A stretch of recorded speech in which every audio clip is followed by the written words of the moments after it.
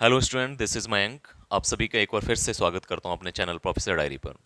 आज की वीडियो में हम इंडियन ज्योग्राफी के सभी क्वेश्चंस को सॉल्व करेंगे और ये पार्ट 1 है इंडियन ज्योग्राफी का, जिसमें हम भारत की स्थिति एवं विस्तार से संबंधित जितने भी विभिन्न आयोगों में क्वेश्चन पूछे गए हैं उन सबको सॉल्व करेंगे।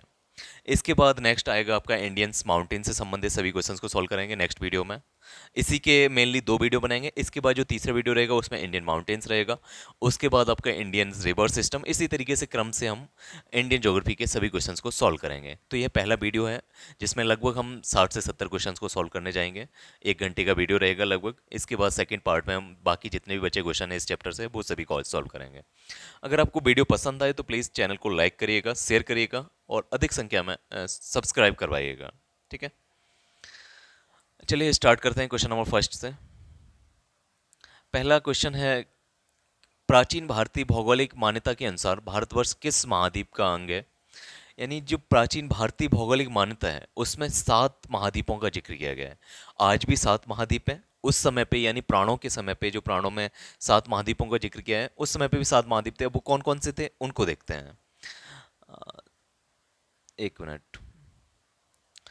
तो यहाँ पे आप 7 महाद्वीप देख पाएंगे। 7 महाद्वीपों के नाम हैं जम्मू महाद्वीप या जम्मू द्वीप। ठीक है, उस समय द्वीप ही महाद्वीप होते थे। जिसका पार्ट है भारतवर्ष यानी इंडियन सब कॉन्टिनेंट, जिसके अंतर्गत इंडिया, पाकिस्तान, नेपाल, भूटान, बांग्लादेश ये सभी देश आते हैं। ठीक है, यानी भारत या भारतवर्ष ये किसका पार्ट है? जम्मू महाद्वीप का। इसी तरीके से प्लास्क द्वीप, सलमाली द्वीप, कुश द्वीप, क्रोन का द्वीप, शक द्वीप या पुष्कर द्वीप। ठीक है, तो इस तरीके से 7 महाद्वीपों का जिक्र किया गया है पुराणों में। अब इसका डायग्राम से भी हम दिखाते। ये है उस समय का विश्व। इसमें अमेरिका आपको देखने को नहीं मिलेगा, ऑस्ट्रेलिया भी आपको देखने को नहीं मिलेगा।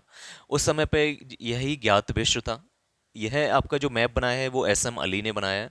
प्रोफेसर एस एम अली की किताब है प्राणों का भूगोल, उसमें ये आपका डायग्राम दे रखा है। तो वहाँ से मैंने उठाया है। ईस्टर्न साइबेरिया वाला जो रीजन है उसको पुष्कर द्वीप बोला जाता था। ठीक है, ये आपका पुष्कर रीजन था।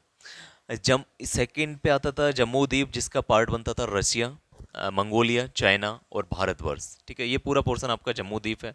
इसी तरीके से जो आपका यूरोप का पोर्शन है उसको क्रोन का द्वीप कहा जाता था।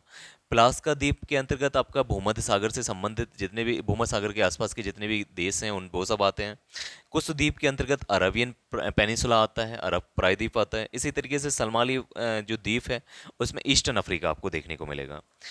द्वीप में आपका जो बचा आपका एशिया का पोर्शन है आज का, यानी इंडोनेशिया यानी साउथ ईस्ट एशिया वाला रीजन, वो सारा आपको देखने को मिलेगा। तो इस तरीके से आपने जाना कि भारतवर्ष किस द्वीप का पार्ट है, भारत जम्मू द्वीप का। ठीक है, तो यहाँ पे जो करेक्ट आंसर रहेगा वो रहेगा आपका जम्मू द्वीप। नेक्स्ट क्वेश्चन है, सर्वप्रथम इंडिया शब्द का प्रयोग भारत के लिए किस भाषा में किया गया? तो ऑप्शन ए है उर्दू, ग्रीक, फारसी या अरबी। तो इंडिया शब्द ये किस भाषा का शब्द है? तो ये करेक्ट आंसर रहेगा ऑप्शन बी। अब कुछ और भाषाओं में इंडिया का जिक्र किया गया है, इंडिया के अलग अलग नाम दिए गए हैं। तो इंडिया जो दिया है वो दिया है ग्रीक भाषा में। और ये इंडिया शब्द कहाँ से निकला है? तो ये इंडस नदी से निकला है। जो सिंधु नदी थी उसके ईस्ट में, इंडस नदी के ईस्ट में जितनी भी जगह है उसको ग्रीक्स लोगों ने इंडिया कहा है। ठीक है, इसी तरीके से ईरानियन लोगों ने इस एरिया को हिंदुस्तान कहा है, क्योंकि ये इस सिंधु नदी को हिंदू पढ़ते थे। सा को बोलने में थोड़ा इन्हें दिक्कत होती तो ये हिंदू पढ़ते थे, और हिंदू नदी के पूर्व में जितना भी क्षेत्र है उसको हिंदुस्तान कहते थे। इसी तरीके से चाइनीज लोग इसे सिंसु बोलते हैं। बाइबल में इंडिया का नाम होडू है, या क्रिश्चियन लोग इसे होदू कहते हैं।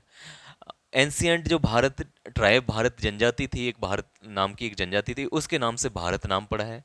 और इसका दूसरा नाम आर्यव्रत भी है। आर्यव्रत इसलिए क्योंकि इस बार पूरे रीजन में आपके आर्यन ट्राइब्स के लोग देखने को मिलेंगे, आर्यन क्लाइन के लोग देखने को मिलेंगे। तो क्वेश्चन नंबर सेकंड का करेक्ट आंसर ऑप्शन बी रहेगा। ऑप्शन क्वेश्चन नंबर थर्ड है, भारत की मुख्य भूमि की दक्षिणी सीमा क्या है? यानी जो आप भारत की मेनलैंड रीजन है वहाँ की दक्षिणी सीमा या दक्षिणी बिंदु क्या है? तो ये आपके अक्षांश रेखाएं दे रखी हैं। ऑप्शन ए है 6 डिग्री 4 मिनट उत्तरी अक्षांश, 7 डिग्री 4 मिनट उत्तरी अक्षांश, 8 डिग्री 4 मिनट उत्तरी अक्षांश या 6 डिग्री 8 मिनट उत्तरी अक्षांश। ठीक है, तो ये हम देखते हैं मैप के थ्रू ये कितना अक्षांश पे इंडिया लोकेटेड है। यहाँ आप देखेंगे ये आपका मैप डायग्राम है।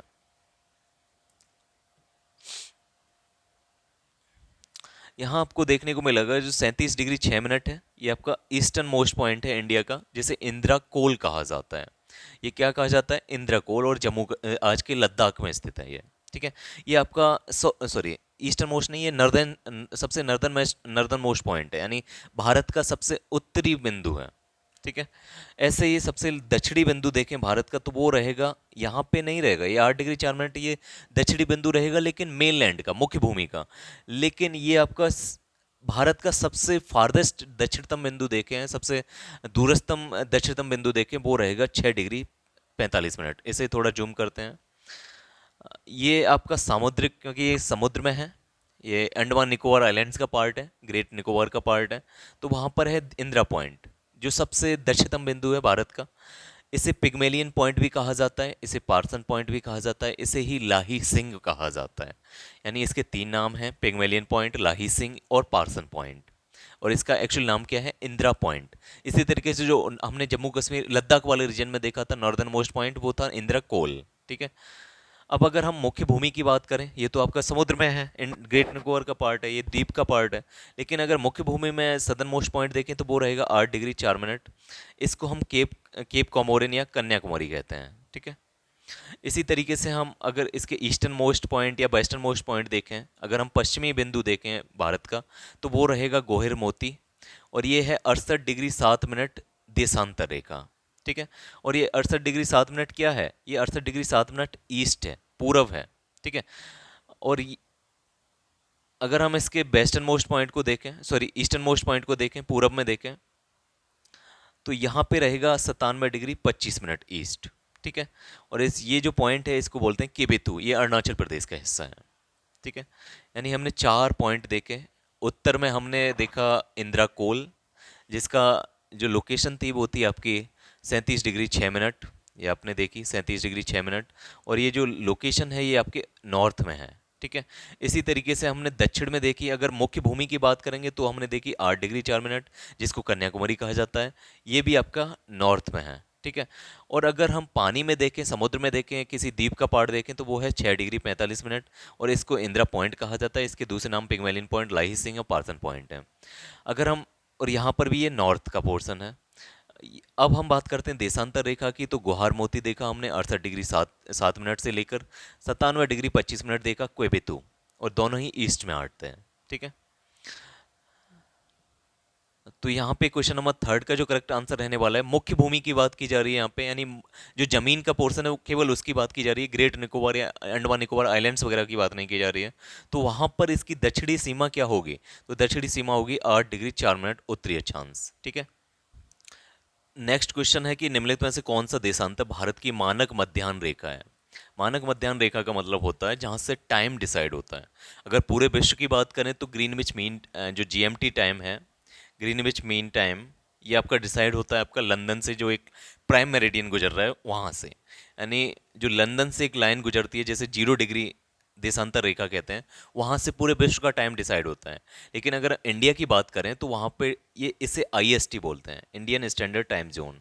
ये आपकी कहाँ से गुजरती है, उसकी लोकेशन क्या है, तो यहाँ पे जो ऑप्शन दे रखे हैं, 52 डिग्री 30 मिनट पूर्व, 72 डिग्री 30 मिनट पूर्व, 82 डिग्री 50 मिनट पूर्व, या 82 डिग्री 30 ईस्ट, यानी 30 मिनट पूर्व, यानी 82.5 डिग्री।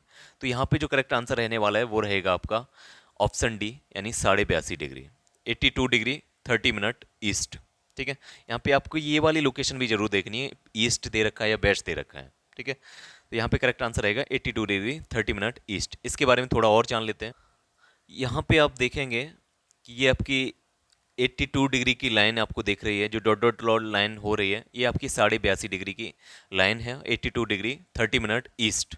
अब ये कहाँ कहाँ से गुजरती है, तो सबसे पहले हम स्टेट जानेंगे।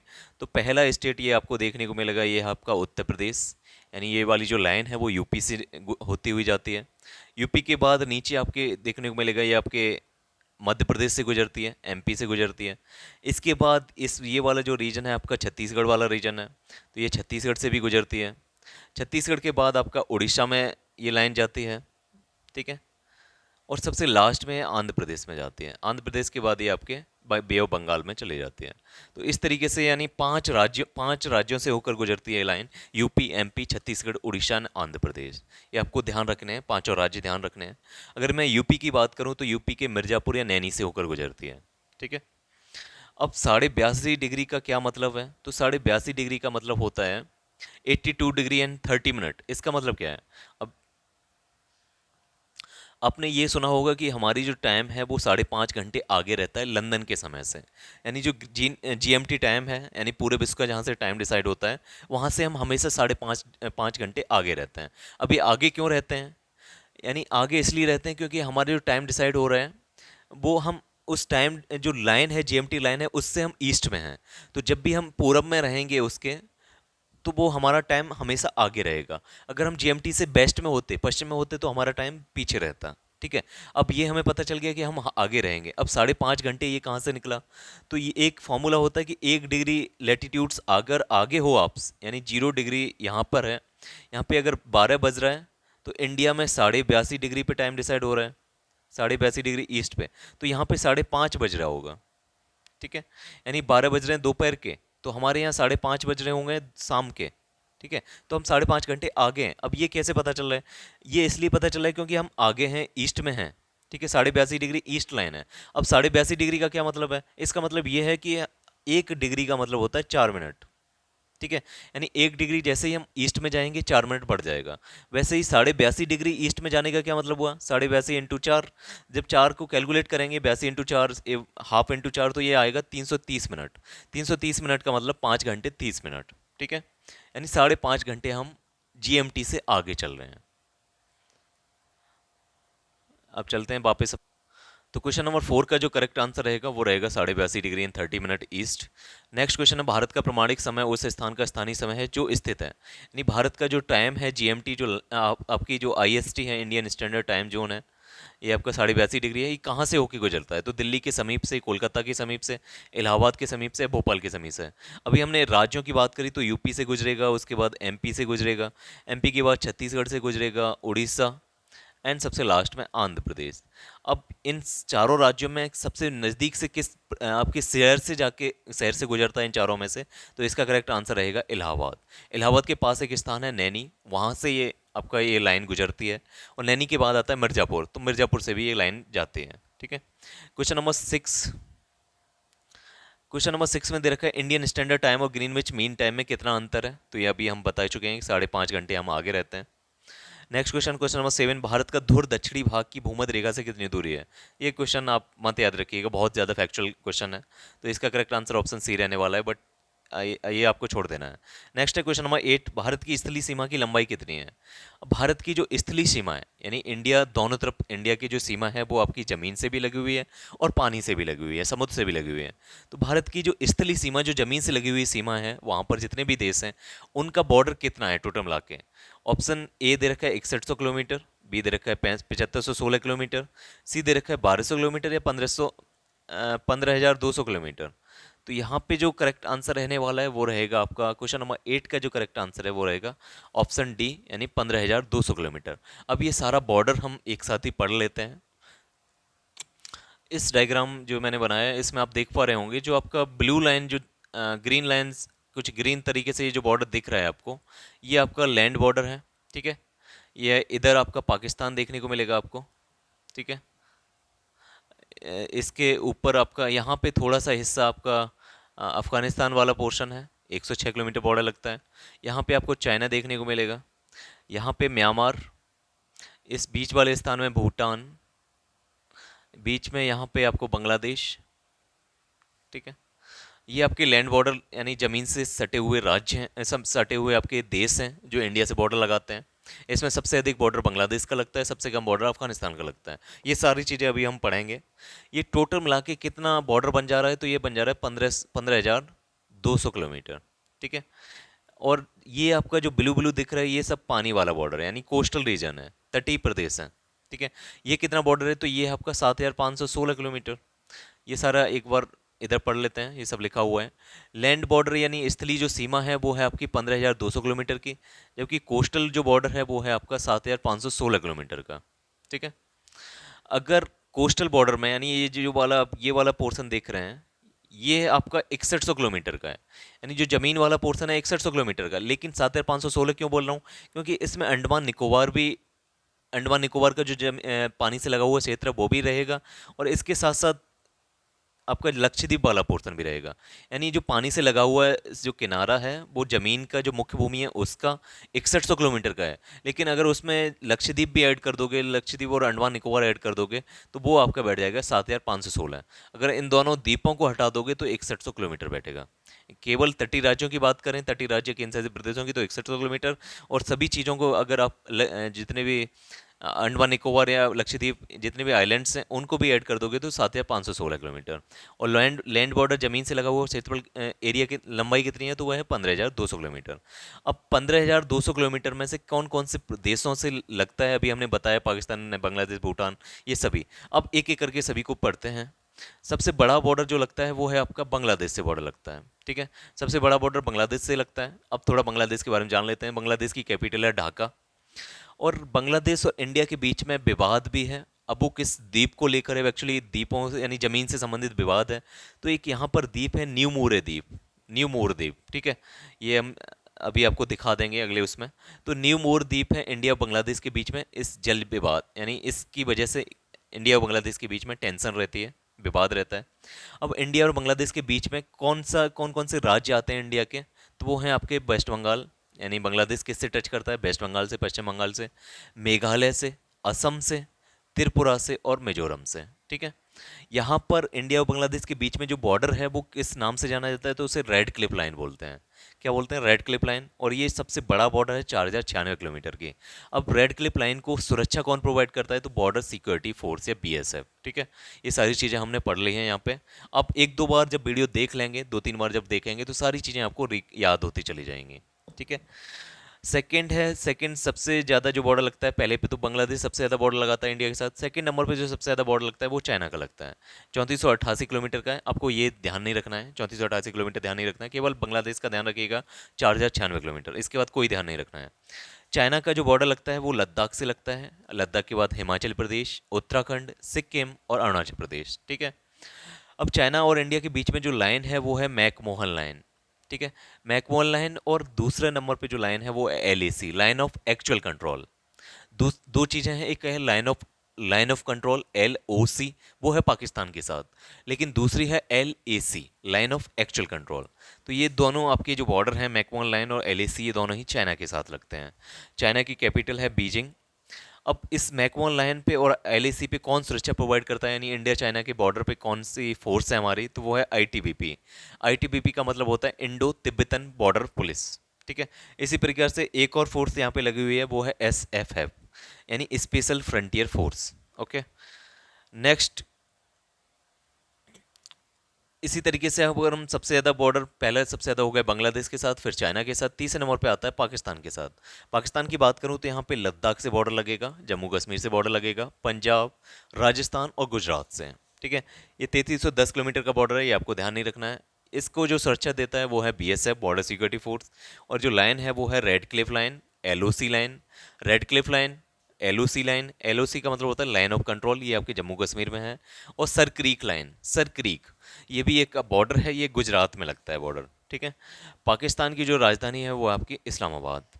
चौथे नंबर पे आता है नेपाल। नेपाल इंडिया से बॉर्डर लगाता है यूके के साथ, मीन्स उत्तराखंड के साथ। उत्तराखंड के बाद यूपी, उत्तर प्रदेश, बिहार, पश्चिम बंगाल और सिक्किम, ठीक है। ये 1752 किलोमीटर का बॉर्डर है। और यहाँ पर जो डिस्प्यूट है वो है काला पानी डिस्प्यूट, यानी काला पानी विवाद है इंडिया और नेपाल के बीच में। यहाँ पे जो सिक्योरिटी फोर्स है वो है आपका एसएसबी, यानी सशस्त्र सीमा बल। और इसके बारे में आपको एक चीज़ और ध्यान रखनी है कि यहाँ पे ओपन बॉर्डर है, यहाँ पे परमिट लेने की ज़रूरत नहीं है, ठीक है। यहाँ पे खुला बॉर्डर है इंडिया और नेपाल के बीच में। पाँचवें नंबर पे आपको देखने को मिलेगा म्यांमार। म्यांमार की 1643 किलोमीटर का बॉर्डर है यहाँ पे। अरुणाचल प्रदेश, नागालैंड, मणिपुर और मिजोरम राज्यों से इसका बॉर्डर टच करता है। असम राइफल्स इसकी सुरक्षा प्रोवाइड करती है। असम राइफल के साथ यहाँ पे इंडियन आर्मी भी है, भारतीय सेना भी है। लैंडफॉल आइलैंड्स का विवाद है यहाँ पर। हमने पहले देखा न्यू मोरे आइलैंड्स, न्यू मोरे आइलैंड्स की किसके साथ विवाद था, बांग्लादेश के साथ विवाद था। ऐसे ही हमने देखा म्यांमार, म्यांमार में किसके साथ विवाद है, लैंडफॉल आइलैंड पे विवाद है। इसी प्रकार से हम देखेंगे सर क्रीक या कोरी क्रीक, ये किससे विवाद है, पाकिस्तान से विवाद है, ठीक है। म्यांमार की राजधानी कहाँ पे है, नेपियाडू, पहले यंगोन थी। नेक्स्ट हम बात करते हैं भूटान। भूटान के साथ बहुत ही हमारे फ्रेंडली रिलेशंस हैं, बहुत ज़्यादा मित्रता है हमारी। यहाँ पे वेस्ट बंगाल, सिक्किम और असम और अरुणाचल प्रदेश से भूटान आपका बॉर्डर लगाता है। 578 किलोमीटर का बॉर्डर है। यहाँ पर भी ओपन बॉर्डर है, नेपाल और भूटान के साथ हमारे ओपन बॉर्डर हैं। यहाँ पे सशस्त्र सीमा बल आपका सिक्योरिटी फोर्स सिक्योरिटी देता है। भूटान की जो राजधानी है वो है आपकी थिम्पू। इसी प्रकार से सबसे कम जो बॉर्डर लगता है हमारा, सबसे ज़्यादा बॉर्डर लगता था बांग्लादेश के साथ 4096 किलोमीटर का, और सबसे कम बॉर्डर जो लगता है हमारा वो है आपका अफगानिस्तान के साथ। और यहाँ पे केवल एक केंद्र शासित प्रदेश से इसका बॉर्डर टच करता है, वो है आपका लद्दाख। 106 किलोमीटर का बॉर्डर है यहाँ पे। बॉर्डर सिक्योरिटी फोर्स इसकी सुरक्षा देता है और डूरंड लाइन स्थित है यहाँ पे। यानी इनके बीच में कौन सी लाइन है? Durand line. पाकिस्तान के बीच में, पाकिस्तान और बांग्लादेश के बीच में हमारी कौन सी लाइन थी? वो थी आपकी रेड क्लिफ लाइन। अफगानिस्तान के साथ डूरंड लाइन, चाइना के साथ मैकमोहन लाइन। तो ये आपको ध्यान रखने हैं। अभी हमने जो जिक्र किया था कि न्यू मोरे आइलैंड, तो वो यहाँ पे स्थित है, इंडिया बांग्लादेश के बीच में डिस्प्यूट है। इसी प्रकार से नेपाल के साथ काला पानी डिस्प्यूट है इस रीजन में। यहाँ पर कोरी क्रीक, सर क्रीक, यहाँ पर डिस्प्यूट बना करता है, यानी विवाद है पाकिस्तान के साथ हमारा। इसी प्रकार से अगर हम श्रीलंका के साथ विवाद देखें तो वो इस वाले रीजन में है, एक कच्चा तीबू आइलैंड से यहाँ पे। ठीक है, तो उसके साथ हमारा विवाद चलता है श्रीलंका को लेकर। तो यहाँ पे क्वेश्चन नंबर 8 का करेक्ट आंसर रहेगा। 15,200 किलोमीटर की स्थलीय सीमा है हमारी। क्वेश्चन नंबर 9 है, द्वीपों सहित भारत के तट रेखा की लंबाई कितनी है? यहाँ पे द्वीपों सहित बोल रहा है, यानी अंडमान निकोबार और आपके लक्षद्वीप को ऐड करके। तो ये आपकी सीमा रहेगी 7,516 किलोमीटर। क्वेश्चन नंबर 10 है, भारत से उत्तर से दक्षिण तक की लंबाई कितनी है? तो ये भी आप देख लेते हैं, और पूर्व से पश्चिम तक की लंबाई भी देख लेते हैं। तो यहाँ पे आप उत्तर से दक्षिण तक की जो लंबाई देखेंगे, उत्तर में है आपका इंद्रकोल, दक्षिण में है आपका कन्याकुमारी। यहाँ से इस वाले रीजन की जो लंबाई है वो है आपकी 3214 किलोमीटर। यानी इंद्रकोल से लेकर कन्याकुमारी तक का जो रीजन की लेंथ है वो है आपकी 3214 किलोमीटर। ये आपकी लेंथ हो गई इंडिया की। अगर हम चौड़ाई की बात करें तो वो है 2933 किलोमीटर, गुहार मोती से लेकर केबितू तक। ठीक है, यानी क्वेश्चन नंबर 10 का जो करेक्ट आंसर रहने वाला है, उत्तर से दक्षिण तक की जो लंबाई है हमारी 3214 किलोमीटर, इंदिरा कोल से लेकर कन्याकुमारी तक। जबकि भारत से पूर्व से पश्चिम तक की जो लंबाई है वो है 2933 किलोमीटर। ये चौड़ाई हो गई, ये आपकी गुहार मोती से केबितू तक। ठीक है, नेक्स्ट क्वेश्चन आपका है क्वेश्चन नंबर 12। भारत की तट रेखा की लंबाई कितनी है? भारत की तट रेखा की लंबाई कितनी है? यहाँ पर अंडमान निकोबार या जो लक्षद्वीप है उसको ऐड करने को नहीं बोला है, तो इसका करेक्ट आंसर रहेगा 6100 किलोमीटर। अगर दोनों को ऐड भी कर दोगे, अंडमान निकोबार लक्षद्वीप को, तो उसकी लंबाई हो जाएगी 7,516 किलोमीटर। नेक्स्ट है, भारत का क्षेत्रफल विश्व के कुल भौगोलिक क्षेत्रफल का कितना प्रतिशत है? तो यहाँ पे 2.2%, 2.4, 2.8 या 3.2। तो यहाँ पे करेक्ट आंसर रहने वाला है 2.4%। तो एक बार हम ये सारा कर लेते हैं, कितना कितना क्षेत्रफल है और इंडिया किस पोजीशन पे है क्षेत्रफल के अकॉर्डिंग। तो ये अगर हम यहाँ पे टोटल एरिया देखें इंडिया का, तो वो रहेगा 32,87,263 स्क्वायर किलोमीटर। ये आप रट डालिएगा बिल्कुल, 32,87,263 स्क्वायर किलोमीटर ये आपका टोटल एरिया है पूरे भारत का। अगर विश्व में अगर इस एरिया की बात करें तो कितनी परसेंट बैठ रहा है? ये 2.4% है पूरे विश्व का। इतना जो 32,87,263 स्क्वायर किलोमीटर एरिया है वो पूरे विश्व का 2.4% है। अगर विश्व में अगर एरिया वाइज हम सारी कंट्रीज़ को एक क्रम से लगाएं तो पहले नंबर पे आएगा रसिया, यानी रसिया सबसे बड़ा है, जो लगभग पूरे विश्व का 11% ज़मीन को होल्ड करता है। दूसरे नंबर पे आता है कनाडा, तीसरे नंबर पे आता है चाइना, चौथे नंबर पे यूएसए, पाँचवें नंबर पे ब्राज़ील, छठे नंबर पे आपका ऑस्ट्रेलिया, और सातवें नंबर पे आपकी सातवीं पोजीशन है इंडिया की 2.4% लैंड मास के साथ। यानी इंडिया सातवें नंबर पे आता है क्षेत्रफल की दृष्टि से। टोटल पॉपुलेशन की बात करें, अगर जनसंख्या के हिसाब से देखें, तो सन 2011 की जो जनगणना, क्योंकि अभी जनगणना हो नहीं पाई है, तो सन 2011 की जनगणना के अनुसार जो इंडिया की पॉपुलेशन थी, आज तो पॉपुलेशन 147 करोड़ के आसपास हो गई है और इंडिया सबसे टॉप पे आ गया है। लेकिन उस समय सन 2011 की जनगणना के अनुसार ये 121 करोड़ पॉपुलेशन थी, 121 करोड़ 8,54,977 लोग थे सन 2011 में। और इंडिया टोटल पूरे विश्व का कितने लोगों को होल्ड करता है? तो 17.5% लोगों को। ठीक है, यानी पॉपुलेशन के हिसाब से 17.5%, जबकि ज़मीन के हिसाब से 2.4%। अब ज़मीन के हिसाब से हम सातवें नंबर पे थे, लेकिन पॉपुलेशन के हिसाब से सन 2011 की जनगणना के अकॉर्डिंग हम सेकंड नंबर पे हैं। किसके बाद? चाइना के बाद। चाइना पहले नंबर पे आता है, इंडिया सेकंड नंबर पे, तीसरे नंबर पे यूएसए आता है, चौथे पे इंडोनेशिया, पाँचवें पे ब्राज़ील, छठे पे पाकिस्तान, सातवें नाइजीरिया, बांग्लादेश, रसिया और जापान। ठीक है, अगर कुल राज्यों की संख्या देखें भारत में कितने राज्य हैं, तो टोटल मिला के 28 राज्य हैं, 7 केंद्र शासित प्रदेश हैं, जो जिससे पूरी तरीके से केंद्र शासन करता है, केंद्र सरकार शासन करती है। अब इसमें 8 जो केंद्र शासित प्रदेश हैं उनके नाम देख लेते हैं। तो पहला है आपका अंडमान निकोबार द्वीप, Lakshadweep, Chandigarh, Delhi, Dadra Nagar Haveli and Daman and Diu, ये दोनों अटैच कर दिए हैं, पहले अलग अलग थे। जम्मू कश्मीर, लद्दाख, पुडुचेरी। अब पुडुचेरी में भी 4 जगह हैं। एक है यनम, पुडुचेरी, कराईकल, माही। यनम जो जगह है वो है आपकी आंध्र प्रदेश में। यनम है आंध्र प्रदेश वाले रीजन में। पुडुचेरी आपकी तमिलनाडु वाले रीजन में आपको देखने को मिलेगा। कराईकल भी तमिलनाडु वाले रीजन में देखने को मिलेगा। जबकि माहे आपके केरल में देखने को मिलेगा। अगर मैं इनकी लोकेशन दिखाऊं आपको, तो कुछ इस पोजीशन पे आपको यनम देखने को मिलेगा आंध्र प्रदेश में। पुडुचेरी यहाँ पे देखने को मिलेगा, जिसे पुडुचेरी कहा जाता है। इस वाले लोकेशन पे कराईकल, ये भी पुडुचेरी का ही पार्ट है। और केरल में आपको माही देखने को मिलेगा। तो इस तरीके से आप सारे जो केंद्र शासित प्रदेश हैं उन सबको देख चुके हैं। तो क्वेश्चन नंबर 13 का करेक्ट आंसर 2.4% रहेगा। क्वेश्चन नंबर 14 को हम नहीं करेंगे, इट्स वेरी फैक्चुअल क्वेश्चन और ठीक नहीं है। क्वेश्चन नंबर 15, संपूर्ण भारत के कितने प्रतिशत भूभाग पर पर्वत और पहाड़ियों का विस्तार पाया जाता है? तो इसे करने से पहले हम ये देख लेते हैं कि इंडिया का जितना भी क्षेत्रफल है, टोटल मिला के पूरे विश्व का 2.4% क्षेत्रफल है, या 32,87,963 किलोमीटर स्क्वायर एरिया है, जिसमें प्लेन जो रीजन है, मैदानी भाग है, वो सबसे अधिक है। यानी इंडिया के पास सबसे अधिक मैदानी भाग है, और ये कितना है? पूरे इंडिया का 43%। ठीक है। इसी प्रकार से पहाड़ी क्षेत्रों की अगर हम बात करें इंडिया में, तो पहाड़ी क्षेत्र सेकंड नंबर पे आते हैं, ये लगभग 30% के हिसाब से हैं, यानी 29.3%। और इसी हिसाब से जो पठारी प्रदेश है, बाकी बचा हुआ पठारी प्रदेश है भारत में, वो है 27.7%। यानी सबसे ज़्यादा मैदानी भाग, उसके बाद आपके पर्वतीय क्षेत्र, और सबसे लास्ट में आएगा प्लेट्यू यानी पठारी प्रदेश। तो यहाँ पे क्वेश्चन नंबर 15 क्या दे रखा है? क्वेश्चन नंबर 15 दिया है, संपूर्ण भारत के कितने प्रतिशत भूभाग पर पर्वत और पहाड़ियों का जिक्र किया गया है? यानी पर्वत और पहाड़ी सेकंड नंबर पे आते हैं, और ये कितने परसेंट है? तो इसका करेक्ट आंसर रहेगा 29.3%। सेकंड पूछा है, संपूर्ण भारत के कितने परसेंट भूभाग पर पठार का विस्तार है? प्लेट्यू कितने हैं? तो प्लेट्यू का क्षेत्रफल है 27.7%। इसी प्रकार से संपूर्ण भारत के कितने प्रतिशत भूभाग पर मैदान का विस्तार पाया जाता है? तो मैदान सबसे अधिक है, 43%। ठीक है, मैदान 43%, पठार 27%, और पर्वत और पहाड़ियाँ 29%। ठीक है। नेक्स्ट क्वेश्चन है क्वेश्चन नंबर 18, समुद्र में भारत की प्रादेशिक सीमा का विस्तार कहाँ तक है? यानी कहाँ तक का समुद्र पूरी तरीके से संपूर्ण तौर पे भारत का है? पहला है 10 समुद्री मील, 12 समुद्री मील, 15 समुद्री मील, या 14 समुद्री मील। सबसे पहले हम जानेंगे समुद्री मील क्या होता है। अगर हम जमीन पर मील की बात करेंगे तो वो बैठेगा 1.6 किलोमीटर, यानी 1600 मीटर। लेकिन समुद्र में अगर नॉटिकल माइल की बात करेंगे, समुद्री मील की बात करेंगे, जिसे हम नॉटिकल मील बोलते हैं, तो वो उसकी डिस्टेंस होती है 1.8 किलोमीटर या 1800 मीटर। अब किस लोकेशन को प्रादेशिक सीमा कहा जाएगा, इसके बारे में जान लेते हैं।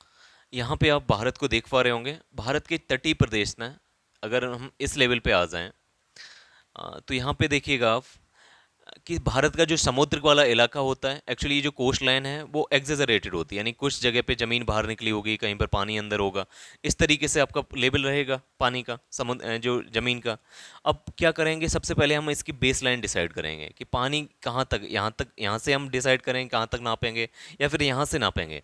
तो इसके लिए पहले डिसाइड की जाती है बेस लाइन, एक आधार रेखा। मान लीजिए एक आधार रेखा ये है।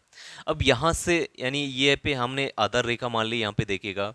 अब इस आधार रेखा से 12 नॉटिकल माइल तक, इस वाले क्षेत्रफल तक, इस वाली लंबाई तक जितना भी पानी रहेगा, इतनी दूरी में जितना भी पानी रहेगा, उस क्षेत्र को हम बोलेंगे टेरिटोरियल सी या सामुद्रिक क्षेत्र, यानी भारत का प्रादेशिक क्षेत्र। ठीक है, टेरिटोरियल सी कहा जाएगा या उसे प्रादेशिक क्षेत्र कहा जाएगा। ये पूरी तौर पर जैसे हमारा जमीन होती है, वैसे ही पूरे तौर से ये इंडिया का पार्ट है। यानी इसमें कोई भी अगर बाहर से आना होगा तो इंडिया की परमिशन से ही आएगा। यानी सारी तौर पर जिसका इस एरिया का पूरा पानी, इसमें जो भी मिनरल्स मिल रहे हैं, जितनी फिशिंग करनी है, वो सारी चीज़ें इंडिया की हैं। यानी इस पे सोवरेनिटी है इंडिया की। इसके बाद दूसरा जोन आता है, यानी इसी आधार रेखा तक, आधार रेखा से 24 नॉटिकल माइल तक। पहला जो टेरिटोरियल सी कहाँ तक था? 12 नॉटिकल मील तक था। दूसरा जो संकमणि क्षेत्र है, उसे हम बोलते हैं संकमणि क्षेत्र या कॉन्टिजियस जोन, ये होता है 24 नॉटिकल माइल तक, यानी 24 नॉटिकल मील तक। ठीक है, यानी अब हम ओपन सी की तरफ जा रहे हैं, ये संकमणि क्षेत्र है। यहाँ से थोड़ी थोड़ी संपूर्णता भारत की कम होती चली जाएगी। अब इसी आधार रेखा से 200 नॉटिकल मील तक की जो दूरी होती है, 200 नॉटिकल मील तक का जो क्षेत्र होता है, उसको हम बोलते हैं EEZ। EEZ का मतलब होता है एक्सक्लूसिव इकोनॉमिक जोन या एकांतिक आर्थिक क्षेत्र। ठीक है, अब इसमें क्या होता है कि ये इसके बाद फिर पूरी तरीके से ओपन सी स्टार्ट हो जाता है, यानी उसमें हम सभी लोग रह सकते हैं, कोई भी वहाँ पे आ सकता है, कोई भी जा सकता है, यानी वो ओपन सी है, सभी के लिए फ्री है। लेकिन EEZ तक इंडिया का क्षेत्र है, ठीक है। यानी एक एक्सक्लूसिव इकोनॉमिक जोन तक कहीं ना कहीं पूरी तौर पे यहाँ पे सोवरेनिटी नहीं है, लेकिन अधिकतर जो राइट रहेंगे, जो अधिकार रहेंगे, वो इंडिया के रहेंगे। तो हमने तीन चीज़ें जानी यहाँ पे। एक प्रादेशिक क्षेत्र जाना 12 नॉटिकल माइल तक, जैसे टेरिटोरियल सी कहा जाता है। उसके बाद हमने कॉन्टिजियस जोन जाना, संकमणि क्षेत्र, जो 24 नॉटिकल माइल तक होता है आधार रेखा से। फिर हमने जाना EEZ या एकांतिक आर्थिक क्षेत्र, ये आपकी बेस लाइन से 200 नॉटिकल माइल तक है, ठीक है। चलते हैं क्वेश्चन। तो यहाँ पे क्वेश्चन नंबर 19 में जो पूछा है, सॉरी, क्वेश्चन नंबर 18 का जो सॉल्यूशन रहेगा, समुद्र में भारत की प्रादेशिक सीमा का विस्तार कहाँ तक है, तो इसका करेक्ट आंसर रहेगा 12 नॉटिकल मील, 12 समुद्री मील। नेक्स्ट है, भारत का संलग्न क्षेत्र प्रादेशिक जल सीमा के आगे कितने समुद्री मील तक रहेगा, 12 तक, 24 तक, 100 तक या 200 तक। तो इसका जो करेक्ट आंसर रहने वाला है वो रहेगा आपका 24 मील। यानी संलग्न क्षेत्र का मतलब है कॉन्टिजियस जोन, कॉन्टिजियस जोन। 12 मील तक क्या रहेगा, टेरिटोरियल जोन, प्रादेशिक सीमा। और 200 मील तक क्या रहेगा, EEZ, ठीक है, exclusive economic zone. Next question है क्वेश्चन नंबर 20, भारत का एकांतिक आर्थिक क्षेत्र संलग्न क्षेत्र के आगे कितने समुद्री मील तक रहेगा। तो संलग्न क्षेत्र के आगे कितने समुद्री मील तक रहेगा, 200 मील तक रहेगा, ठीक है। नेक्स्ट है क्वेश्चन नंबर 21, भारत के कितने राज्य समुद्र के किनारे पर स्थित हैं। तो भारत के कितने राज्य समुद्र के किनारे पर स्थित हैं, 7, 8, 9 या 10। तो राज्यों की बात की जा रही है यहाँ पे, करेक्ट आंसर रहेगा 9। यानी भारत के 9 राज्य समुद्र से लगे हुए हैं। अब वो कौन कौन से राज्य हैं वो जानते हैं। यहाँ पे आप देखिएगा कि भारत का जो सबसे पहला जो राज्य लगा हुआ है समुद्र से, वो है आपका गुजरात, ये वाला पोर्शन, ठीक है। अब गुजरात में ये वाला जो पोर्शन है, ये वाला, इसको बोलते हैं कच्छ, और दूसरे इस वाले हिस्से को बोलते हैं काठियावाड़। तो यहाँ पे दो तट हैं जो समुद्र से लगे हुए हैं। उन तट को, पहला तट का नाम है कच्छ का तट, दूसरा है आपका काठियावाड़ का तट, ठीक है। अब सेकंड है, यहाँ ये पूरा पोर्शन काठियावाड़ का तट है। अब दूसरा है दमन, दमन आपका महाराष्ट्र वाले रीजन में है। दमन से लेकर गोवा तक ये आपका पोर्शन है, इसको बोलते हैं कोंकण कोस्ट, कोंकण तट। अब यहाँ पे कौन कौन से राज्यों के तट आ जाते हैं, तो यहाँ पे आपका महाराष्ट्र का तट आ जाएगा, ये वाला रीजन आपका महाराष्ट्र का होगा।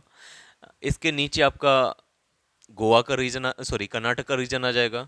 इसके बाद गोवा वाला रीजन आ जाएगा। इस पूरे हिस्से को बोलेंगे आपका कोंकण तट, कोंकण कोस्ट, ठीक है। इसके बाद आता है केरल वाला पोर्शन, गोवा से लेकर केरला वाला पोर्शन। इस वाले तट को बोलते हैं मालाबार का तट, और मालाबार के तट पर आपकी थोरियम बालू पाई जाती है।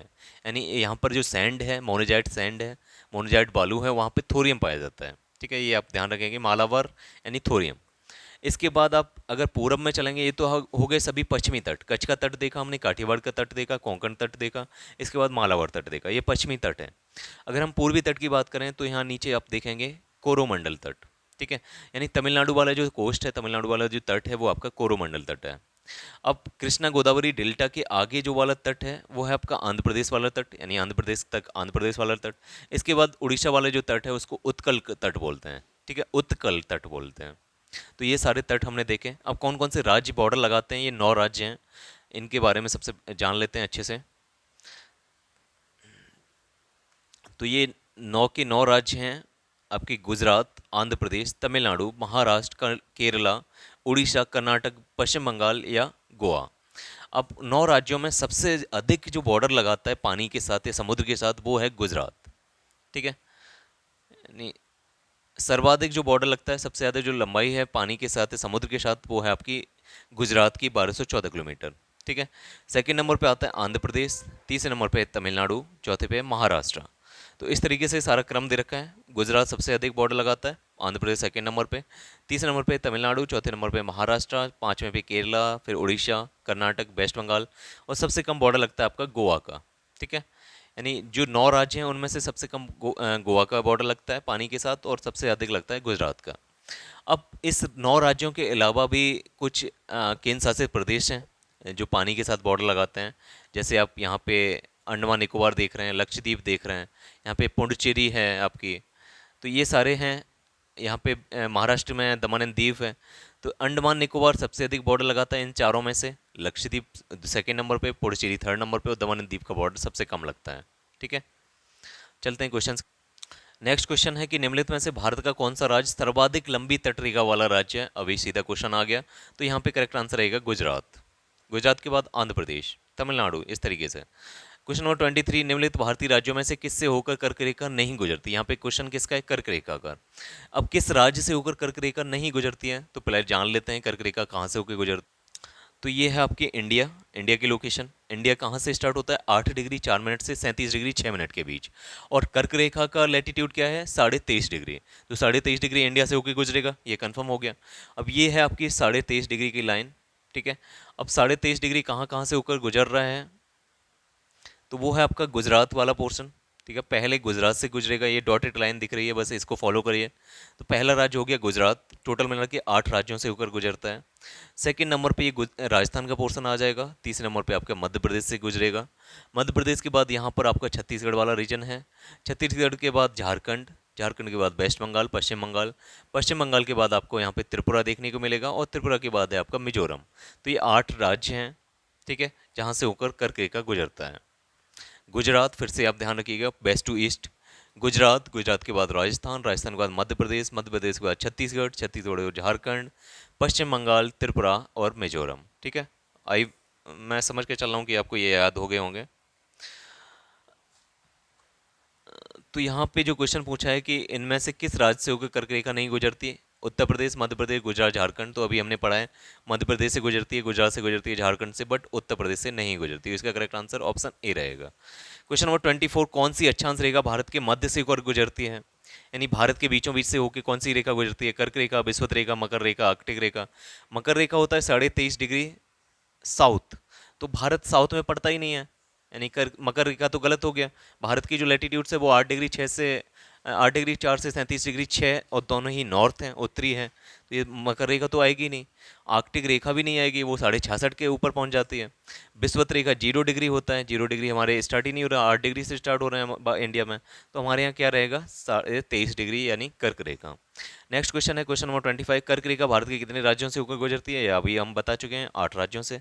निम्नलिखित में से किस राज्य से होकर कर्क रेखा नहीं गुजरती है, उड़ीसा, गुजरात, राजस्थान, पश्चिम बंगाल। तो अभी हमने जाना पश्चिम बंगाल से गुजरती है, राजस्थान से गुजरती है, गुजरात से, बट उड़ीसा से नहीं गुजरती है। नेक्स्ट क्वेश्चन है भारत का वह राज्य जिससे होकर कर्क रेखा गुजरती है, यानी भारत का कौन सा राज्य है जहाँ से होकर कर्क रेखा गुजरती है। उत्तर प्रदेश, हिमाचल प्रदेश, बिहार, झारखंड। तो उत्तर प्रदेश से नहीं गुजरती है, हिमाचल से नहीं गुजरती है, बिहार से भी नहीं जाती, लेकिन झारखंड से जाती है। क्वेश्चन नंबर 28, भारत की मुख्य भूमि का दक्षिणी नोक क्या है। भारत की जो मुख्य भूमि है वहाँ पे दक्षिणतम बिंदु कौन सा है। अगर ये भारत की मुख्य भूमि है तो यहाँ पे ये वाला जो पॉइंट है वो है आपका केप कॉमोरिन या कन्याकुमारी, ठीक है। लेकिन भारत के सबसे दक्षिणतम बिंदु देखेंगे तो वो अंडमान निकोबार का सबसे ग्रेट निकोबार का हिस्सा है, इंदिरा पॉइंट, ठीक है। ये वाला कौन सा पॉइंट था, केप कॉमोरिन, ये था आपका इंदिरा पॉइंट। तो यहाँ पे मुख्य भूमि की बात की जा रही है, तो करेक्ट आंसर रहेगा केप कॉमोरिन। नेक्स्ट है भारत के दक्षिण में सबसे दूरस्थ स्थल कौन सा है, सबसे दूर कौन सा है। तो भारत के दक्षिण में सबसे दूर है इंदिरा पॉइंट, ठीक है, क्या है, इंदिरा पॉइंट। नेक्स्ट है इंदिरा पॉइंट का अन्य नाम क्या है, तो ये मैं कई बार बता चुका हूँ, पार्सन पॉइंट भी इसका नाम है, पिग्मेलियन पॉइंट भी इसका नाम है, लाही चिंग भी इसे कहते हैं, यानी इसका करेक्ट आंसर रहेगा ऑप्शन डी।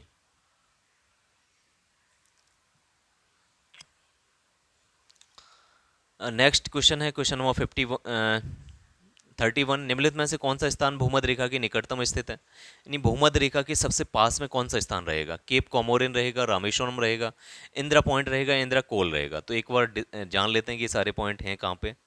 ये आपका इंडिया है, यहाँ पे आपकी 0 डिग्री गुजर रही है, 0 डिग्री की लाइन, ये आपका 8 8.5 डिग्री का लाइन है, ठीक है। यहाँ पे आपका ग्रेट निकोबार द्वीप था जहाँ पे 6.5 डिग्री की लाइन थी, 6 डिग्री 4 मिनट की लाइन थी। तो सबसे पहले तो इंडिया 0 डिग्री के ऊपर नहीं है, यानी विषुवत रेखा के ऊपर नहीं है। अब विषुवत रेखा के सबसे नज़दीक कौन सा हिस्सा होगा, यानी यही वाला हिस्सा होगा, या तो ये वाला होगा ग्रेट निकोबार वाला पोर्सन। अब यहाँ पे ग्रेट निकोबार कहाँ पे है, क्वेश्चन नंबर फुट कौन सा था, एक मिनट, ये हाँ केप कोमोरिन। केप कोमोरिन ये वाले स्थान को केप कोमोरिन बोलते हैं, ठीक है। रामेश्वरम, ये इस वाले स्थान को रामेश्वरम बोला जाता है, इसी मैंने केप कोमोरिन के आसपास ही रामेश्वरम है, बट रामेश्वरम थोड़ा सा उत्तर में है केप कोमोरिन के। इंदिरा पॉइंट, इंदिरा कोल तो यहाँ पे आ जाएगा जम्मू कश्मीर में, ये वाला जो पोर्शन है इंदिरा पॉइंट है, ये 6.5 डिग्री का है, तो ये आपका सबसे नज़दीक रहेगा 0 डिग्री के आसपास। तो यहाँ पे जो करेक्ट आंसर रहेगा option C is correct answer. 31 का जो करेक्ट आंसर है उसका 31 का जो करेक्ट आंसर है वो है ऑप्शन सी। नेक्स्ट क्वेश्चन है क्वेश्चन नंबर 32। भारतीय भूमि का सर्वाधिक उत्तरी भाग है, यानी भारतीय भूमि में सबसे उत्तर में कौन सा भाग है? Indira point, Parson point, Pygmalion point या इंदिरा कोल? तो यहाँ पे इंदिरा पॉइंट, पिग्मेलियन पॉइंट और पार्सन पॉइंट ये तीनों ही एक ही बिंदु हैं, एक ही बिंदु के तीन नाम हैं। तो इस सबसे जो भारत की भूमि का सर्वाधिक उत्तरी भाग है वो रहेगा इंदिरा कोल। तो करेक्ट आंसर क्या है? इंदिरा कोल। ये जम्मू लद्दाख वाला रीजन में है। नेक्स्ट है भारत का दक्षिणतम स्थान इंदिरा पॉइंट निम्नलिखित में से कहाँ पर स्थित है? तमिलनाडु में, लक्षद्वीप में, केरल में, अंडमान निकोबार में? तो इसका करेक्ट आंसर रहेगा अंडमान निकोबार में, और ये ग्रेट निकोबार का हिस्सा है, यानी अंडमान निकोबार में भी ग्रेट निकोबार का। ठीक है।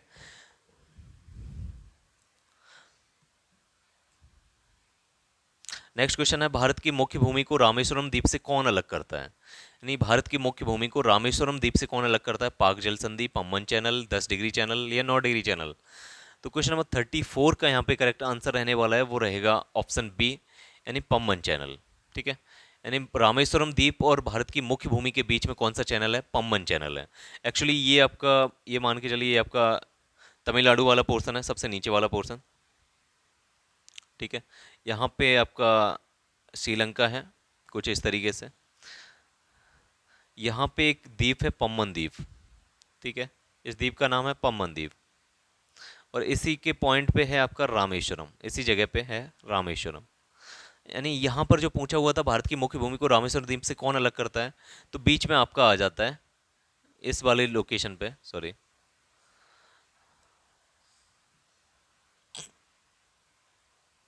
यानी इन जो आपकी मुख्य भूमि है और आपका पम्बन द्वीप है, इन दोनों के बीच में है आपका पम्बन चैनल।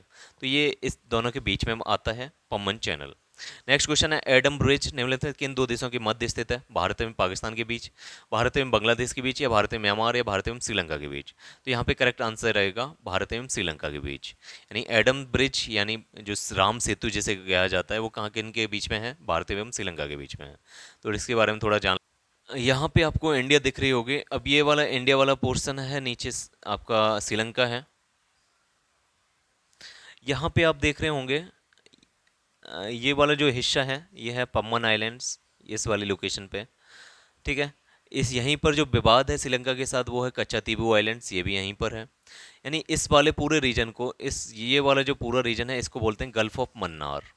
यहाँ पे जो रीजन है पानी का उसे बोलते हैं पाक स्टेट, पाक जल संधि। ठीक है। यानी इस ये वाला पोर्शन आपका गल्फ ऑफ मन्नार, ये वाला पोर्शन आपका पाक स्टेट, यानी ये वाला पोर्शन पाक स्टेट, पाक जल डमरू मध्य। यहाँ पे एडम ब्रिज भी आपको देखने को मिल रहा है भारत एवं श्रीलंका के बीच में। ये वाला जो सेतु है, कई द्वीपों को जोड़कर ये सेतु बनाया गया था, जिसे राम सेतु कहा जाता है। ठीक है। यहाँ पे आप केप कॉमोरिन या कन्याकुमारी देख पा रहे होंगे। इस वाले पॉइंट को पॉइंट कैलीमर कहा जाता है, ये आपको सारे पॉइंट ध्यान रखने हैं।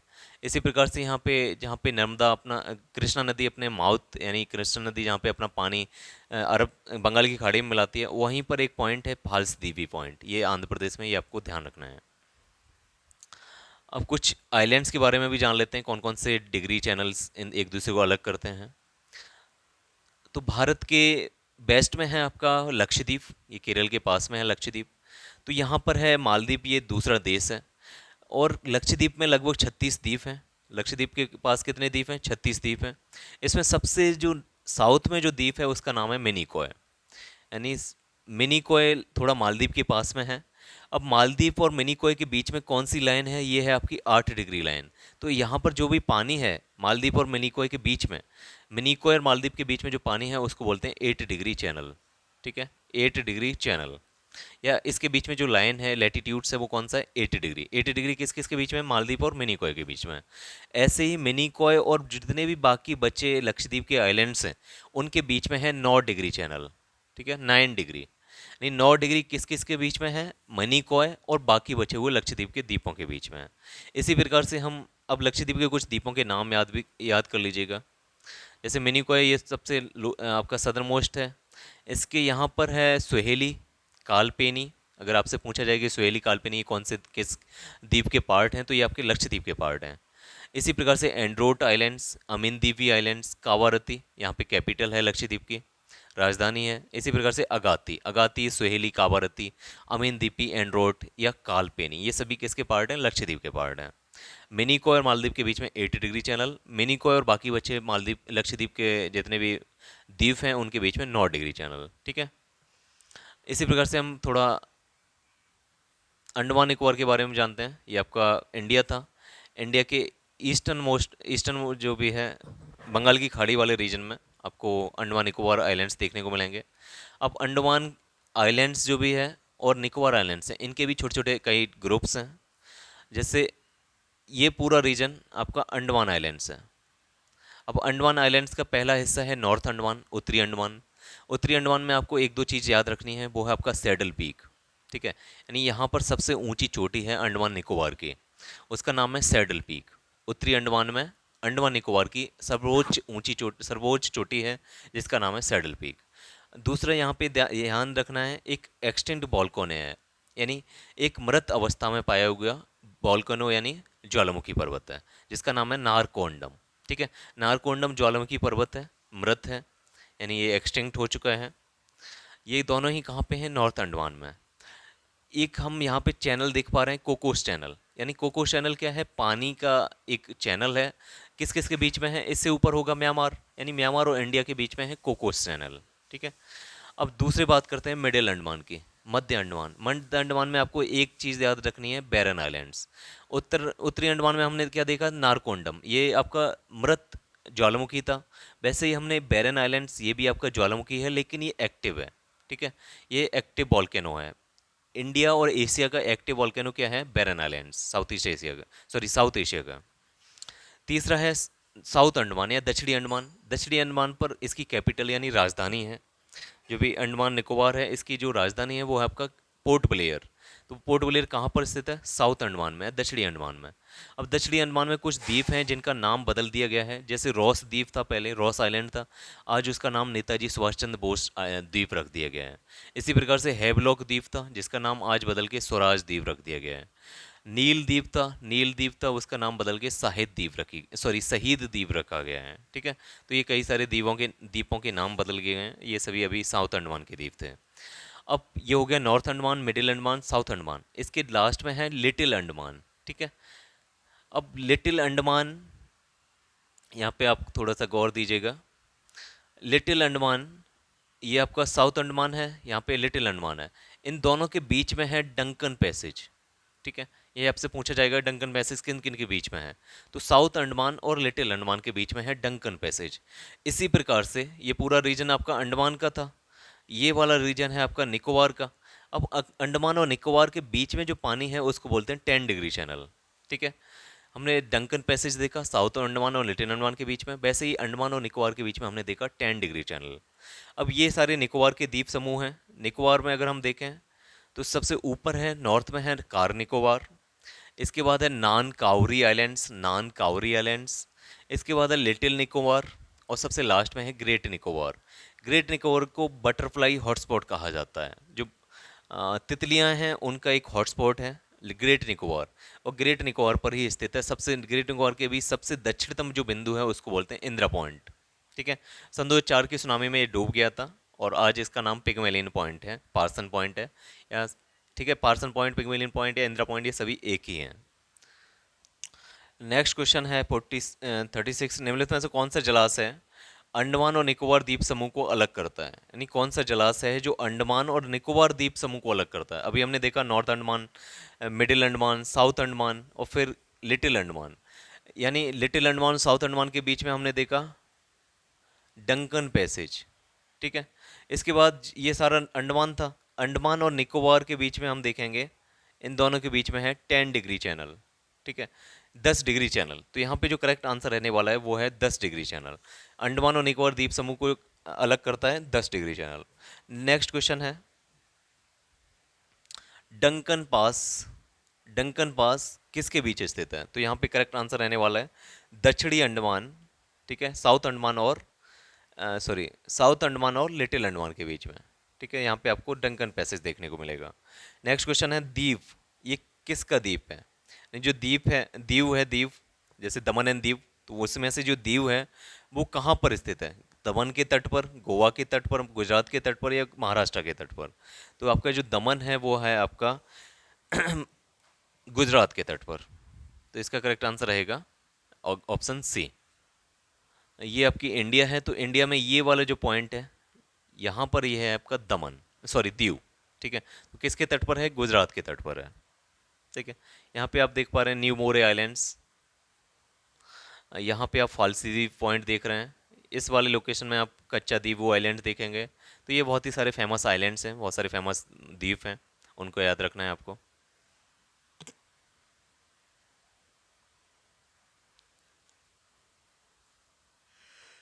नेक्स्ट क्वेश्चन है question number 39।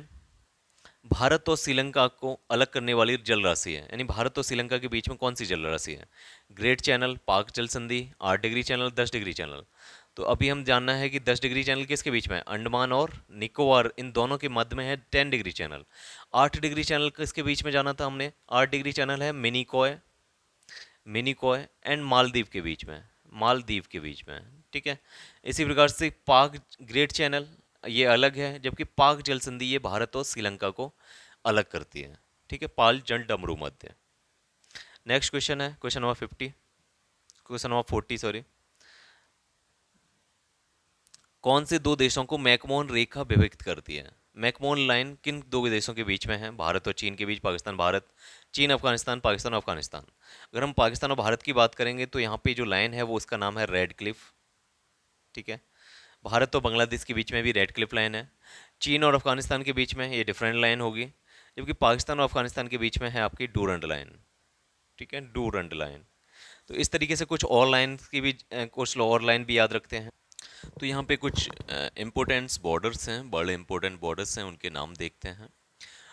17th parallel latitudes actually क्या है? कुछ लैटिट्यूड्स, कुछ अक्षांश रेखा हैं जो देशों के बीच को विभाजन करती हैं, यानी उन देशों के बीच में एक बॉर्डर क्रिएट करती हैं। तो 17वां जो लैटिट्यूड्स है, 17वां लैटिट्यूड्स है, 17वां अक्षांश रेखा, वो नॉर्थ वियतनाम और साउथ वियतनाम के बीच में थी, लेकिन अब वियतनाम एक हो चुके हैं तो अब इसका कोई महत्व नहीं है। लेकिन फिर भी आप ध्यान रखिएगा 17th पैरेलल किसके बीच में है? नॉर्थ वियतनाम, यानी उत्तरी वियतनाम और दक्षिणी वियतनाम के बीच में है। इसी प्रकार से 20वां जो पैरेलल है वो आपका लीबिया और सूडान के बीच में है।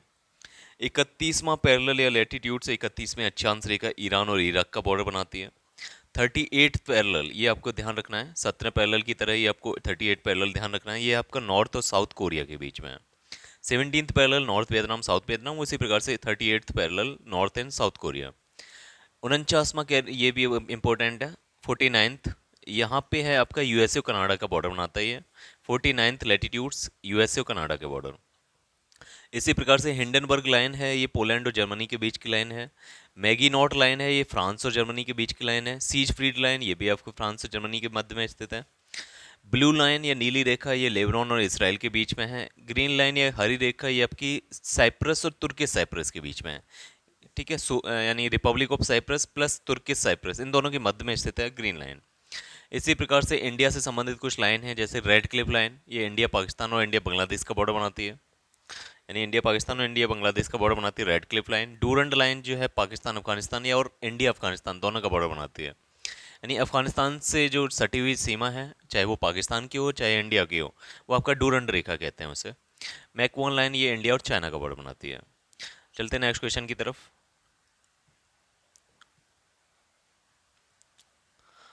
तो यहाँ पे क्वेश्चन नंबर 40 का करेक्ट आंसर रहेगा मैकमोहन रेखा किन के बीच में है? इंडिया और चाइना के बीच में। 41 भारत और पाकिस्तान के बीच अंतर्राष्ट्रीय सीमा का नाम दिया रखा है उसको, भारत और पाकिस्तान के बीच की, भारत और पाकिस्तान, भारत और बांग्लादेश, इन दोनों के बीच में आपकी red Cliff line. Question number 42 Bharat के सुदूर पूर्व में कौन सा देश भारत के साथ सर्वाधिक लंबी अंतर्राष्ट्रीय सीमा बनाता है? यानी भारत के साथ सुदूर पूर्व में ये बात की जा रही है, वहाँ पे कौन सा देश भारत के साथ सर्वाधिक लंबी अंतर्राष्ट्रीय सीमा बनाता है? अब इसमें चीन है, म्यांमार है, थाईलैंड है, वियतनाम है। वियतनाम इंडिया से कोई बॉर्डर नहीं लगाता, थाईलैंड कोई बॉर्डर नहीं लगाता, म्यांमार और चीन बचा।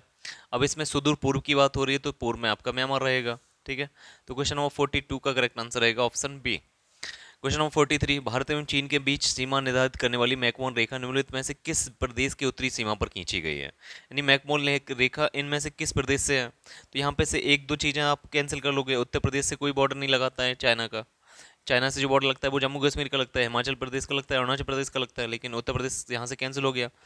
अब 3 ऑप्शन बचे। यहाँ से पूछा है 43, तो यहाँ पे जो 43 का जो करेक्ट आंसर रहने वाला है वो है अरुणाचल प्रदेश। अरुणाचल प्रदेश का जो बॉर्डर है वहाँ पे मैकमोहन लाइन है, जबकि जम्मू कश्मीर जो बॉर्डर है वहाँ पे LAC है, लाइन ऑफ एक्चुअल कंट्रोल। ठीक है। क्वेश्चन नंबर 44, निम्नलिखित में से किस देश के साथ भारत की अंतर्राष्ट्रीय सीमा नहीं लगती है? यानी भारत की अंतर्राष्ट्रीय सीमा किसके साथ नहीं लगती है? पाकिस्तान के साथ नहीं लगती, बांग्लादेश के साथ, भूटान या श्रीलंका के साथ। तो भारत की जो अंतर्राष्ट्रीय सीमा है वो आपकी पाकिस्तान के साथ लगती है, बांग्लादेश के साथ भी लगती है, भूटान के साथ, लेकिन श्रीलंका के साथ नहीं लगती, क्योंकि श्रीलंका एक द्वीप है जो पानी में चारों तरफ से पानी से ढका हुआ है। क्वेश्चन नंबर 45, निम्नलिखित में से कौन सा देश भारतीय उपमहाद्वीप के अंतर्गत शामिल नहीं है? यानी भारतीय उपमहाद्वीप के अंतर्गत कौन सा देश नहीं आता है? पाकिस्तान, नेपाल, श्रीलंका या बांग्लादेश। तो यहाँ इसका करेक्ट आंसर रहेगा श्रीलंका। सॉरी। क्वेश्चन नंबर 46, निम्नलिखित में से किस भारतीय राज्य की समुद्र तटीय सीमा सबसे छोटी है? यानी इनमें से कौन से भारतीय राज्य की समुद्र तटीय सीमा सबसे छोटी है? भारतीय राज्य की सबसे बड़ी सीमा है गुजरात के साथ। जो गुजरात के साथ सबसे बड़ी, यानी 9 राज्य हैं जिनसे तटीय सीमा लगी हुई है भारत की, उनमें से गुजरात के पास सबसे ज़्यादा तटीय सीमा है, और सबसे कम तटीय सीमा है आपके गोवा के पास। ठीक है, सबसे कम है गोवा के पास। Next question, question number 47, Bharat की सबसे लंबी अंतर्राष्ट्रीय सीमा किस देश के साथ है? तो ये सारी चीज़ें अभी हम पढ़ चुके हैं। बांग्लादेश के साथ सबसे ज़्यादा सीमा लगती है 4096 किलोमीटर की। ठीक है, बांग्लादेश के साथ भारत की सबसे लंबी अंतर्राष्ट्रीय सीमा है 4096 किलोमीटर की। क्वेश्चन नंबर 48, सबसे छोटी स्थलीय सीमा नेपाल भारत की किस देश के साथ लगती है? तो इसका करेक्ट आंसर रहेगा अफगानिस्तान, 106 किलोमीटर। ठीक है, डूरंड रेखा, बांग्लादेश के साथ red Cliff line. Next question, question number 49, Bharat को निम्नलिखित भौतिक प्रदेशों में विभाजित किया जा सकता है। यानी भारत के भौतिक प्रदेश बताना है, फिजियोग्राफिक डिवीजन्स बताना है। भारत को हिमालय में, गंगा के मैदान में, दक्षिणी पठार, राजस्थान के मैदान में, इस तरीके से डिवाइड कर सकते हैं। या पर्वतीय प्रदेश, हिमालयी प्रदेश, नदी घाटी प्रदेश, हिमालय प्रदेश, इस तरीके से। या दक्षिणी पठारी प्रदेश, सागर तटीय प्रदेश, द्वीपीय प्रदेश, हिमालय प्रदेश। उत्तरी, ऑप्शन डी है उत्तरी पर्वतीय प्रदेश, बृहत मैदानी प्रदेश, दक्षिणी प्रायद्वीपीय या सागर तटीय प्रदेश। तो यानी इंडिया के जो फिजियोग्राफिक डिवीजन है उसको बताना है। तो इसका जो करेक्ट आंसर रहेगा वो रहेगा आपका ऑप्शन डी, यानी उत्तरी पर्वतीय प्रदेश। यानी उत्तर में आपका हिमालय है, इंडिया के नॉर्थ में आपका हिमालय है। उसके बाद मैदानी प्रदेश आता है, उसके बाद दक्षिणी प्रायद्वीपीय प्रदेश आते हैं, उसके बाद सागर तटीय प्रदेश आते हैं। तो इसको एक बार देख, अगर मैं फिजियोग्राफिक डिवीजन्स की बात करूं इंडिया की, तो ये आपका नॉर्थ में आपको यहाँ से यहाँ तक आपको हिमालय देखने को मिलेगा, यानी माउंटेनियस रीजन सबसे पहले देखने को मिलेंगे। माउंटेनियस रीजन्स के बाद यहाँ पे आपको प्लेन देखने को मिलेगा, गंगा यमुना का दोआब देखने को मिलेगा, गंगा यमुना सिंधु नदी का दोआब देखने को मिलेगा। ठीक है, यानी अगर इस प्लेन एरिया की भी बात करें तो ये वाला रीजन है आपका राजस्थान का प्लेन, ये आपका पंजाब का मैदानी भाग है, यहाँ पे हरियाणा का ये भवानी मैदानी भाग है। इसके बाद ये आपका यूपी, बिहार, पश्चिम बंगाल, इसको गंगा का मैदानी भाग बोलते हैं। अब इसमें भी जो आपका पश्चिमी यूपी वाला पोर्शन है इसे अपर गंगा मैदान बोलते हैं। सॉरी, ये कैनाल लिखती है बाई मिस्टेक, ये अपर गंगा मैदान है, यानी ऊपरी गंगा मैदान है। इसके बाद मध्य गंगा मैदान है आपका ईस्ट यूपी वाला पोर्शन और बिहार वाला पोर्शन। इसके बाद जो साउथ सदर्न बिहार है और आपका वेस्ट बंगाल वाला पोर्शन है, इसको लोअर गंगा मैदान बोलते हैं, लोअर गंगा प्लेन एरिया बोलते हैं। ठीक है, तो ये जो जितना भी ग्रीन पैचेस दिख रहा है ये मैदानी भाग है। ऊपर जो रेड पैचेस दिख रहा था ये आपका माउंटेनियस रीजन है, हिमालयी क्षेत्र है। इसके बाद यहाँ पे जो इस तरीके से तिकोना हिस्से में दिख रहा है रेड से पैचअप किया हुआ, ये आपका प्रायद्वीपीय पठार है। ठीक है, पेनिसुलर प्लेट्यू है। अब पेनिसुलर प्लेट्यू में भी बहुत सारे प्लेट्यू हैं, यहाँ पे मालवा प्लेट्यू है आपके मध्य प्रदेश वाले हिस्से में। फिर यूपी और एमपी में है बुंदेलखंड का पठार। बुंदेलखंड के बाद इसी क्रम से ईस्ट में आपको बघेलखंड का पठार देखने को मिलेगा। इसी क्रम से आपका छोटा नागपुर का पठार देखने को मिलेगा, छोटा नागपुर का पठार। ठीक है, तेलंगाना का पठार। ठीक है, रायलसीमा का पठार यहाँ पे देखने को मिलता है, तमिलनाडु का पठार देखने को मिलता है। और ये वाला जो पोर्शन है ब्लैक से कवर्ड है, ये आपका दक्कन का पठार। ठीक है, गुजरात, महाराष्ट्र, कर्नाटक। ठीक है, यहाँ पे काली मिट्टी होती है और यहाँ पे कपास उपजाई जाती है। तो ये सारा पोर्शन क्या है, ये पठारी प्रदेश है, ये प्रायद्वीपीय पठार बोलते हैं इस रीजन को। अब इसी प्रायद्वीपीय पठार से सटा हुआ जो पानी से यहाँ पे आपका अरब सागर है, इधर आपका बंगाल की खाड़ी है, यहाँ से जो मैदानी भाग है जो पानी से लगा हुआ है उसको तटीय प्रदेश बोलते हैं, कोस्टल रीजन्स बोलते हैं। ये आपका गुजरात का कोस्ट हो गया, इसमें भी कच्छ का कोस्ट, काठियावाड़ का तट, यहाँ पे कोंकण तट। ठीक है, कोंकण तट के बाद यानी ये आपका कच्छ का तट, काठियावाड़ का तट, ये कोंकण तट के बाद आपका मालाबार तट, इस वाले रीजन में आपका कोरोमंडल तट, यहाँ पे आपका आंध्र प्रदेश तट, उत्कल तट। इस तरीके से ये तटीय मैदानी भाग है। और तटीय मैदानी भाग के बाद आते हैं आपके आपके आइलैंड्स या द्वीप समूह, ठीक है। इधर आपका बंगाल की खाड़ी में हो गया अंडमान निकोबार द्वीप समूह, और लक्षद्वीप हो गया आपका अरब सागर के तरफ, ठीक है। तो इस तरीके से था भारत का जियोग्राफिक डिवीजन्स। नेक्स्ट क्वेश्चन है क्वेश्चन नंबर 50। भारत का कौन सा भू आकृतिक विभाग प्राचीनतम है? इनमें से सबसे प्राचीनतम कौन सा है? उत्तरी पर्वतीय प्रदेश, गंगा ब्रह्मपुत्र का मैदान, प्रायद्वीपीय पठार या समुद्र तटीय मैदान? तो ये इतने सारे हमने डिवीजन्स किए, मैदानी भाग बताया, माउंटेनियस रीजन बताया, प्रायद्वीपीय पठार बताए, आपके कोस्टल रीजन्स बताए यानी तटीय प्रदेश बताए, उसके बाद आपने द्वीप समूह को देखा। तो इन सब में सबसे पुराना कौन सा है? तो इसका करेक्ट आंसर रहने वाला है आपका ऑप्शन सी, यानी प्रायद्वीपीय पठार, ठीक है। जो प्रायद्वीपीय पठार का पोर्शन है ये सबसे पुराना है। इसके बाद आपके हिमालय बने, हिमालय के बाद आपके प्लेन रीजन, जो आपकी खाई हो गई थी, जो आपके ट्रेन गड्ढे हो गए थे, उनमें मिट्टी डिपॉजिट हुई और वो आपके मैदानी भाग बने, ठीक है। तो इस तरीके से टाइम टू टाइम ये एवोल्यूशन हुआ है। सबसे पुराना है आपका प्रायद्वीपीय पठार। नेक्स्ट है क्वेश्चन नंबर 51। गारो, खासी एवं जयंतिया पहाड़ी, गारो, खासी एवं जयंतिया पहाड़ी संरचना एवं उत्पत्ति की दृष्टि से निम्नलिखित में से किसका भाग है? हिमालय पर्वत श्रेणी का, पूर्वांचल की पहाड़ी का, अराकन योमा का या द्राप प्रायद्वीपीय पठार का? तो यहाँ पे जो करेक्ट आंसर रहने वाला है वो रहेगा आपका प्रायद्वीपीय पठार का, ठीक है। यानी गारो, खासी, जयंतिया जो मेघालय में जो पहाड़ियां हैं ये आपका प्रायद्वीपीय पठार का ही पार्ट है। एक मिनट देख लेते हैं दोबारा से। यानी हमने ये आपका प्रायद्वीपीय पठार का पोर्शन कवर किया है। ये जो पोर्शन है ये आपका प्रायद्वीपीय पठार है, इसमें प्लेट्यू रीजन है, पठारी प्रदेश है। इसी पठारी प्रदेश की एक्सटेंशन एक जो भुजा है वो आपका मेघालय में है, जिसमें गारो, खासी, जयंतिया तीनों पहाड़ियां हैं, ठीक है। ये किसका पठार? ये आपका मेघालय जो प्लेट्यू है इसको मेघालय प्लेट्यू बोलते हैं, मेघालय का पठार बोलते हैं। उसी की एक्सटेंशन है आपका गारो, खासी एंड जयंतिया पहाड़ी। एक्चुअली क्या था, ये पूरा यहाँ तक फैला हुआ था प्रायद्वीपीय पठार, बट बीच में गंगा ने ये कट कर दिया इस मैदानी भाग, ये पठारी प्रदेश को, और यहाँ पे डिप्रेशन क्रिएट हो गया और यहाँ पे आजकल मैदानी भाग है, ठीक है।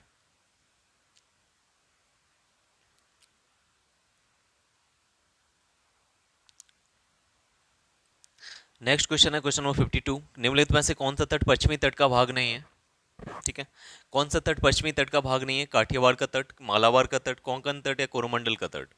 तो अभी हमने जाना कि अगर ये आपका इंडिया वाला पोर्शन है तो यहाँ पे कच्छ का तट हुआ, काठियावाड़ का तट हुआ, आपका दमन से लेके आपका गोवा तक आपका कोंकण तट हुआ, कोंकण तट हुआ। ये वाला रीजन आपका मालाबार का तट हुआ। ये मालाबार, कोंकण, काठियावाड़ रीजन या कच्छ का तट, ये सभी तट कहाँ पे हैं? वेस्टर्न रीजन पे हैं, वेस्टर्न घाट की तरफ हैं, ठीक है। तो ये सभी पश्चिमी तट है। जबकि अगर पूर्वी तट की बात करें तो यहाँ पे कोरोमंडल का तट है, इसके बाद आंध्र प्रदेश का तट है, फिर इसके बाद उत्कल तट है। तो ये सभी तट क्या है? पूर्व के तट है, पूर्वी तट है। तो यहाँ पे पूछा है पश्चिमी तट नहीं है, तो इसका करेक्ट आंसर रहेगा कोरोमंडल तट, जो आपके तमिलनाडु के आसपास है। Question number 53। भारत का पूर्वी समुद्री तट किस नाम से जाना जाता है? दीघा तट, कोंकण तट, कोरोमंडल तट या मालाबार तट? तो यहाँ पे करेक्ट आंसर रहेगा ऑप्शन बी, कोरोमंडल तट। नेक्स्ट है क्वेश्चन नंबर 54। कोंकण तट कहाँ से कहाँ तक विस्तृत है? गोवा से कोची, गोवा से दीव, गोवा से दमन या गोवा से मुंबई? तो इसका करेक्ट आंसर रहेगा गोवा से दमन, ठीक है। गोवा से दमन तक ये आपका दमन वाला पोर्शन है, दमन से गोवा तक का जो पोर्शन है वो आपका कोंकण कोस्ट रहेगा। नेक्स्ट क्वेश्चन है क्वेश्चन नंबर 55। लक्षद्वीप समूह के द्वीपों की उत्पत्ति निम्नलिखित से किस प्रकार से हुई है? नहीं, लक्षद्वीप के जो द्वीप समूह है उसमें 36 द्वीप हैं।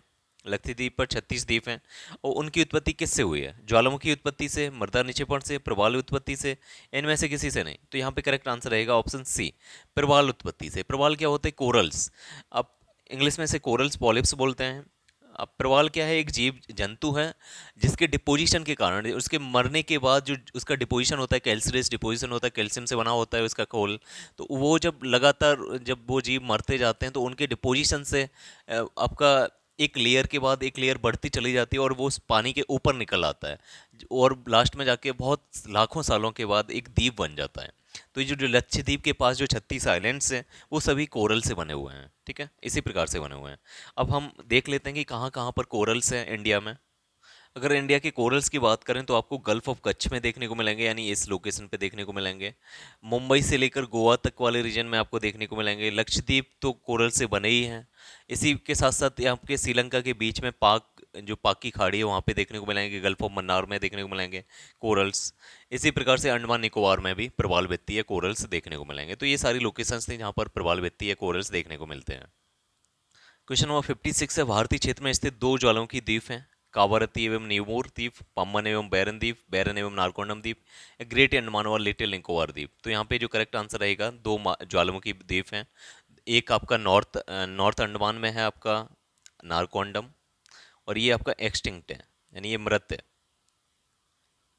दूसरा है एक्टिव वॉल्केनो है, ये एक्टिव ज्वालामुखी है, और ये है आपका मिडिल अंडमान में। ठीक है, दोनों ही अंडमान में है, बैरन एवं नारकोंडम। क्वेश्चन नंबर 57, न्यू मूर द्वीप कहाँ पर स्थित है? तो ये हम पढ़ चुके हैं, ये बंगाल की खाड़ी में स्थित है। इंडिया और बांग्लादेश के बीच में इसी के लेकर विवाद है। ठीक है, इंडिया और बांग्लादेश के बीच में जो डिस्प्यूट है वो न्यू मूर आइलैंड्स को लेकर है। क्वेश्चन नंबर 58, निम्नलिखित में से कौन एक द्वीप है? दमन, दीव, पुडुचेरी या दादरा नगर हवेली। तो यहाँ पे जो करेक्ट आंसर रहेगा, क्वेश्चन नंबर 58 का करेक्ट आंसर आपका ऑप्शन बी यानी दीव। दीव ये गुजरात के तट पर स्थित है और एक आइलैंड है, यानी समुद्र में स्थित है। क्वेश्चन नंबर 59, स्वतंत्रता से पूर्व कौन सा भारतीय क्षेत्र काला पानी के नाम से जाना जाता था? तो इसका करेक्ट आंसर रहेगा अंडमान निकोबार द्वीप समूह। क्वेश्चन नंबर 60, ये आपका लास्ट क्वेश्चन रहेगा आज के वीडियो का। क्वेश्चन नंबर 60 में पूछा है, लक्षद्वीप द्वीप समूह कहाँ पर स्थित है? अरब सागर में, बंगाल की खाड़ी में, हिंद महासागर में, इनमें से किसी ने नहीं। तो लक्षद्वीप आपका अरब सागर में स्थित है। तो आज का जो वीडियो हम यहीं पर समाप्त करते हैं। नेक्स्ट पार्ट में इसी से संबंधित जो बचे हुए क्वेश्चन हैं उनको सॉल्व करेंगे। जय हिंद।